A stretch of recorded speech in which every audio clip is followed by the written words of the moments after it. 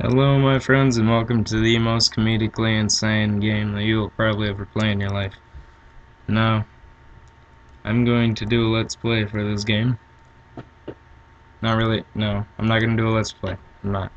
I'm going to do a tutorial walkthrough until I die. So what you do, you hit the arrow key 2 times. You go to create a new world. Actually, it'd probably start there once you just install it. I have a tutorial on how to install Blaze in Noob Pack. Now we're gonna go with a short history, but we're gonna end it early because if you make it too long, it hurts your FPS, and I don't want that. Civilizations, I'll put that at high. World's gonna be smaller. Oh my god. Beasts, medium. Savagery, medium.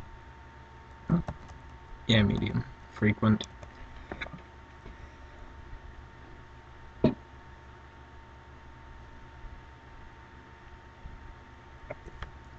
Now you might be wondering to yourself, what just happened?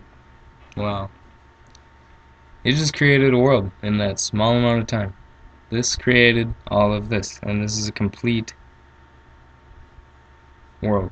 This is like a region the size of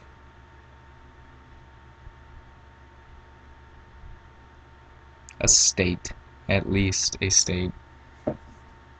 Probably more like 2 or 3 states, but that's US, by the way. But like 1,393 historical figures, 309 of them are dead. There's been 6,786 major events. And we're in the age of Dragon and Forest Titan. That means that there's 2 dominant powers. A dragon and a forest titan, and they're somewhere in this world, and if we went into adventure and killed one of them, it would change to the age of the dragon or something. But either way, we're gonna hit U and then enter, and it's gonna save the world.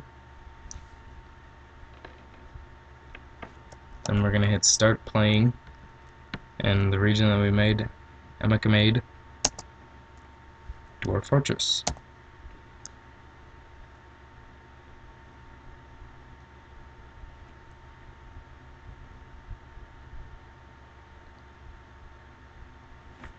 Now this is a weird part. This is where you choose a place.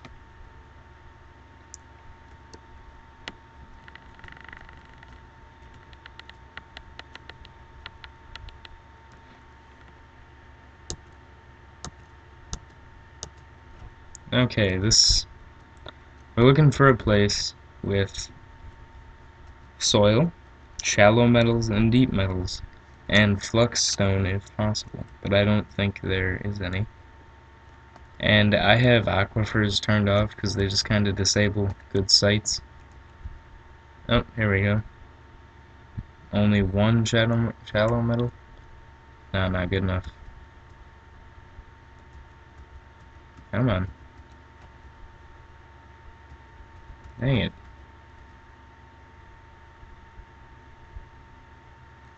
It's scorching up there, we don't want that.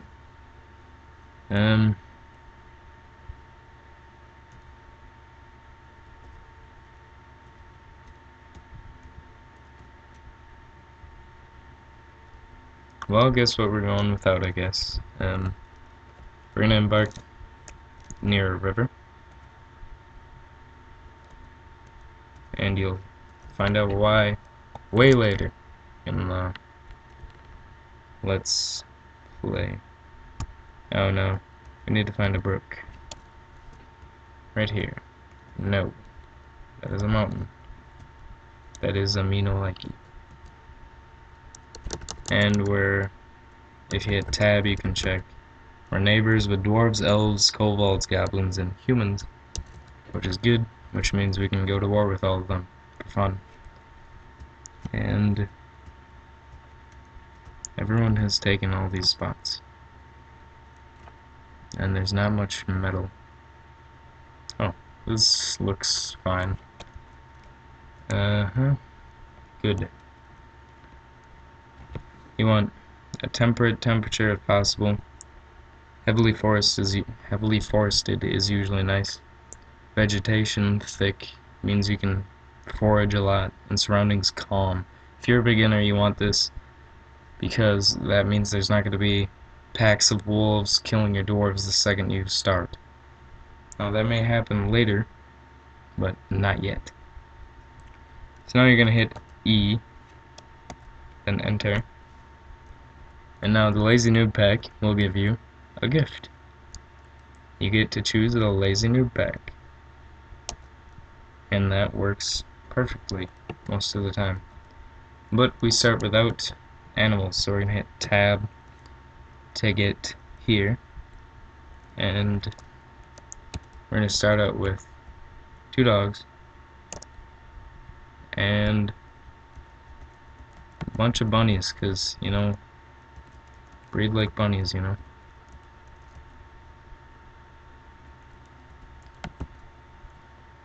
That means we can slaughter them. Okay, so let's make sure what we're bringing 2 picks for 2 miners, a battle axe, which is basically just a wood cutting axe, iron anvil for making a forge, some booze, some seeds. Yep, all looks good. Copper picks are the worst in the game. We'll be able to smelt better once we find our shallow metals. No. Or more like deep metals. But now you hit E for embark.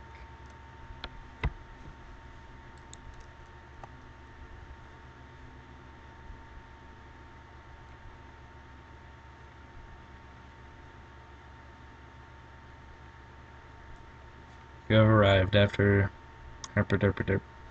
Dingoes, that means there are dingoes in the area. Heart staves. Strike the earth. Now you are going to want to hit tab twice because that other map is useless. So let me explain what you're looking at here. This is a tree. This is a bush. Now this is a wagon. This is not simple. This is a wagon. So that needs explaining. These really shouldn't need explaining. And alright, I'm going to introduce you to designating before we run out of time. Now this is going to look overwhelming, but the majority of this you're never ever, well, I'm not going to say that. For now, you aren't going to need any of this. Or, well, you will, some of it, not all of it. Stuff like burrows and points or routes, military you might need in early game if you embark somewhere worse, but we got a calm embark, so we won't need that yet. You just need building, designations, status, view units, stuff like that. Either way, designations are telling your dwarves to do something, which is always useful. So like actions like if we hit D, we can view them. Mining, channeling, removing stairs, chopping down trees, smoothing out stone, gathering bushes.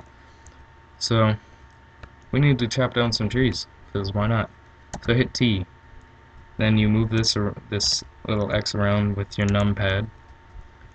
So you hit enter in one place, and you can hit shift and it'll like jump it. Or then you select another place and then you hit enter and it'll select all those. Now we're gonna hit P. And we're gonna select about that same area. And it's gonna gather all the plants. Now I'll just give my minus time to do that. Or my woodcutter. I'll give him time to do that. And my foragers and such.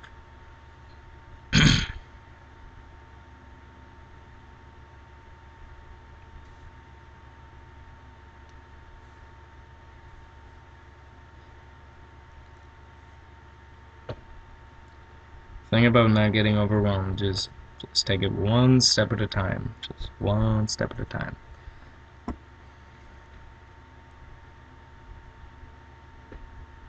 Now while they're doing that, well, I'm gonna stop them doing that for a second. You're gonna hit a what? You're gonna want to hit Z. And this is kind of like your main menu. Or not your main menu, this is like a menu. And this is important because this tells you your food stores. I have like about 10 meat products. I think they eat one a day, I think it is. 60 plant products, 80 seeds, and 60 drink products. Now, we could go more in depth with those if we had a bookkeeper, which we don't. So, you can also view population, but it's better to view that by hitting U. Then it gives you names and the profession, and if you hit C and then Z and enter, you can view some crazy stuff, like you can tell who they worship and stuff. We don't need that. If you hit U, you can also go over and you can see all what we have for pets or livestock. We have a bunch of bunnies, 2 dogs, and a bull and a cow. And also, blue means it's underwater. We have a bunch of fish, falcons, peregrines. We actually don't want to mess with the carp. Carp are dangerous. Carp can rip people.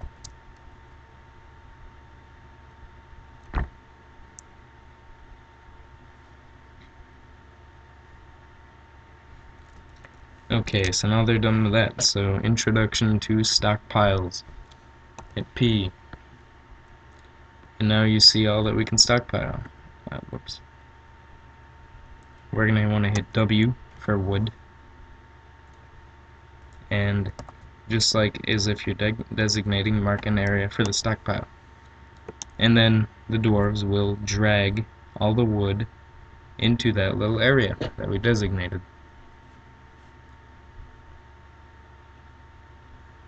So it's there and not in the way of everything. And we're also, food is gonna come later. And that is it for this video, because I'm getting kind of tired and I don't want to make a video if I'm tired, like I did for my adventure let's play, and that was total crap. We all know it. I'll admit it, it was crap. But that is it for this video. I will continue to make these even if no one watches them, because I know there's that one viewer who might stumble on it and he's just like, hey, I think you're pretty cool. And then I'm gonna be like, yep, and then I don't know, I'm tired. So by the way, never when you want to stop playing, you hit escape and then save game. Do not, whatever you do, hit abandon the fortress. You can just save game. It will exit the game, so don't do it too much. It'll like take you back to the main menu, but don't hit abandon the fortress. There is no just like save. They have quick save, or they have auto save. But until next time, this is BeastNot, so peace.